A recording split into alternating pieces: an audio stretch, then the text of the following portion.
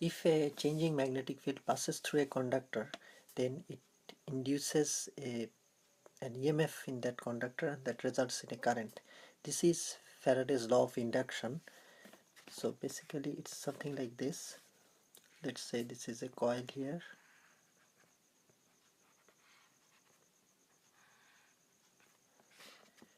So we have this is a conductor, this one, and we have a magnet coming this way. So flux is coming that way, and since this is approaching in this direction, there is a change of flux. So the magnetic field is changing. The magnetic field that passes through this conductor is changed. It is increasing, and so d phi over dt is a finite value. It's not zero. Phi is not zero, but d phi over dt is also not zero, since this is approaching towards that direction, approaching the coil. So as a result, the flux is increasing. There is a change of flux, so it will induce an EMF that will result in a current. This is what Faraday's law of induction. And also there is one question, since we are talking about an EMF and a current, we have to have a direction. Now that direction comes from Lenz's law, which says that the induced current is as such that it opposes the cause. So basically the formula is something like that. This one, there is a negative sign, there is an n here, which is for the number of turns in the coil. If there are more than one turns, it's more, the induced EMF is more. Then d phi over dt. So this one says one more thing: if it approaches faster towards that or goes away faster, then d phi over dt is even more. That will result in a higher value of EMF. If it comes in a slow manner, d phi over dt will be less, so the induced EMF will also be less. And this negative sign means that it opposes the cause. So here the cause is magnetic flux increasing in this direction. That's the thing.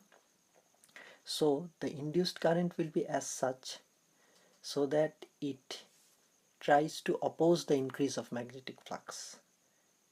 So from right hand rule we can see, if we have to have a magnetic flux that goes in this direction by a current through this conductor, the current will have to flow that way, because if we hold this conductor, we can see that the current has to go that way in order to have a flux in that direction. That means it is trying to reduce the flux that is coming here. So this will be the direction of current, and the EMF will be like that. So this one is the positive here, negative here. So the EMF is as such, the current will flow in that direction, and it will come in that way when it is approaching, when the magnet is approaching. And if it approaches faster, if we connect a galvanometer here, if it approaches faster, the deflection will be more. If it approaches slower, the deflection will be less. And if it is steady, when it's steady, there is still flux, there is still a finite phi, but d phi over dt is 0, so there will be no deflection. This current will become 0. Now what will happen again when this goes away? The same thing. Let's have the same coil here. So this is now coming here, and we have the magnet now leaving that direction. So the flux in this direction is decreasing. It is slowly coming to 0. d phi over dt is decreasing. So now, since it is still changing, the flux is changing, it will still induce an EMF that will result in a current, but the current will be as such so that it will oppose the decrease. So it will try to maintain this flux in this direction, maintain the flux in this direction. And if we again apply right hand rule to see in which directions current will result in a flux in this direction, is we will see that the current has to go that way. So going that way, coming that way, and then again coming back, and finally getting out this way.